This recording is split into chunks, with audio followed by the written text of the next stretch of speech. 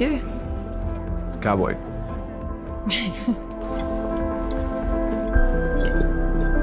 joking.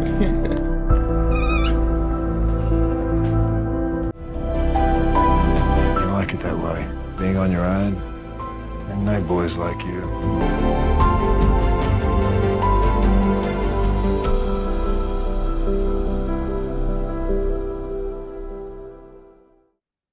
There he is. Hi, Craig. Hi, Jeff. How are you? I'm doing great. Thank you so much for joining me. No problem. Thanks for having me on. Oh, my pleasure. I'm scared to ask where you are at the moment. I'm in Sydney. You are? Yeah. That is fascinating. I've always wanted to visit there. So it's a total pleasure to have you with me today. Oh, it's a good time to come, actually. We've got World Pride happening here at the moment. So it's Oh, city's going off. I won't keep you long. I'm sure you're busy. A lot of festivities. It's fine. It's good. Congratulations on Lonesome. I just love the visuals in this film. And, I'm a big Western fanatic too. So can Lonesome be classified as a neo-Western? Yeah, I think so. I think in a way. I mean, we did look at a lot of Westerns when we were coming up.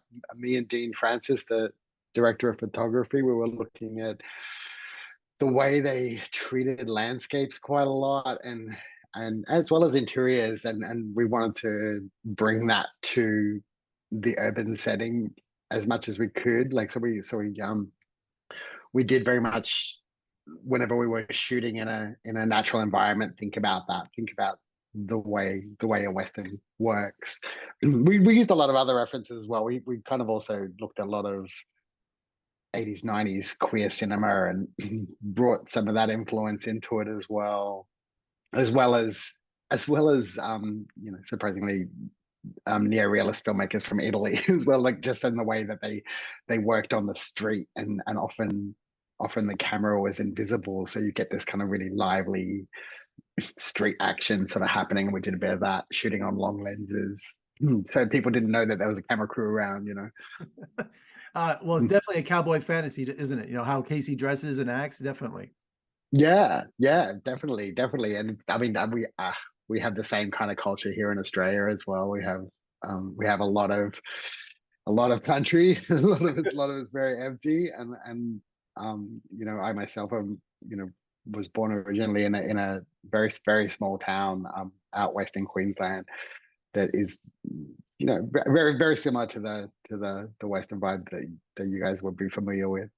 And can we describe this as a queer Australian experience at heart, though? Yeah, definitely. No, Go ahead. It's very Sydney. I think it's a very Sydney. Talks about the gay male culture, I guess, especially right now. Lonesome really explores gay sexuality in all its forms. Is it important for you to show a connection and intimacy as well? Yeah, I mean, that was a big part of it. I mean, the story at its heart is about these two characters that find an unexpected intimacy in a random hookup, really. And it was a big part. I mean, I wanted to talk about sex and gay sex particularly, and the way it's used in all manner of ways, like whether it be for connection or whether it be transactional or to relieve boredom or all of those things that are just true, and kind of show it, but then also explore the unexpected little moments of connection that happen in those moments. And did you that was a big part of what the actors were bringing to it, and I think that they did a great job of doing that. And did you have any kind of restrictions with Lonesome? I'm sure what do they call them? Intimacy coordinators were working overtime with your film. Yeah, we had a really fantastic intimacy coordinator, Leah Palenkoff, who really had her hands full on this film.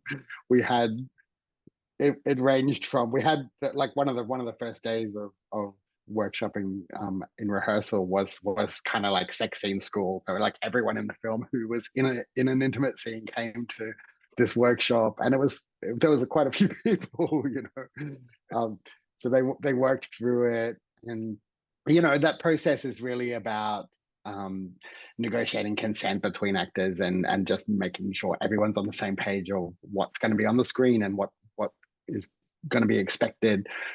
And it's a great process. It really it's funny because there's been some high profile actors saying that it takes away spontaneity or something, but I feel like it's exactly the opposite of that. I think within the parameters that you discover during that workshop, people feel so much freer because they know what's okay and what's not okay, so they can, like, everything else is where they can be spontaneous, and that's really useful. Because I mean, I've shot sex scenes pre-intimacy coordinators as a role, and they're always really awkward and tricky to shoot because they were always just a bit uncomfortable. And I think this process makes those scenes actually really easy and fun for the actors. So, like, even though we go to some dark places in some of those scenes in the film, they were actually quite fun to shoot days, you know.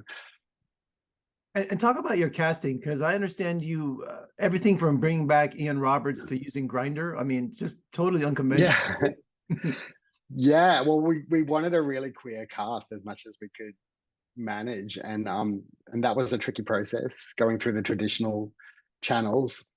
We had and a lot of casting agents just didn't know the sexuality of their clients, or people who maybe were out didn't necessarily want to do a queer film because there's still that nervousness about being put in a box. So we went kind of like a street casting kind of method, but we did it through the apps. Because we were in lockdown, we were also kind of a bit stuck at the time. So we used Grindr, we used Instagram, we used lots of different paths. But also, there's a lot of people in the film that don't come from a traditional acting background, but they maybe are queer artists in another way. We had Gareth Ernst, who's a really brilliant queer painter, like artist, and I love his work, and he's a really interesting character, and chatting to him got very excited about casting him in the film. So he was in one of the darker scenes, but really great, really got it, really got the world. And Lonesome made its rounds to all the film festivals. How was that experience, and what was the audience reaction? Yeah, it was great. We did a lot of festivals, actually. I think, I don't know how many, but up around 60, I think now. And it was awesome. It was a really good mix of mainstream international festivals as well as queer festivals. So we're getting really diverse audiences seeing the film, which kind of surprised me. It surprised me that it reached beyond a queer audience and into a more, I guess, traditional mainstream audience, all over the place. Like, we screened it in Rio, and we went to Guadalajara Film Festival with the film, which is an amazing festival. It's a huge festival. It's probably the largest Latin festival in the world. And the film went down a treat. Like, it was great. It was great. The actors had a great time. They were treated like rock stars. They had a fab response. Well, congratulations on your second feature too. You have an amazing eye, and I can't wait to see what you do next. And it's been a thrill talking to you, and I wish you best of luck with Lonesome. And let's talk again soon. Come to visit us in Las Vegas soon. We'd love to have you. I would love to do that. Yeah, I'd love to do that. Thanks for having me on.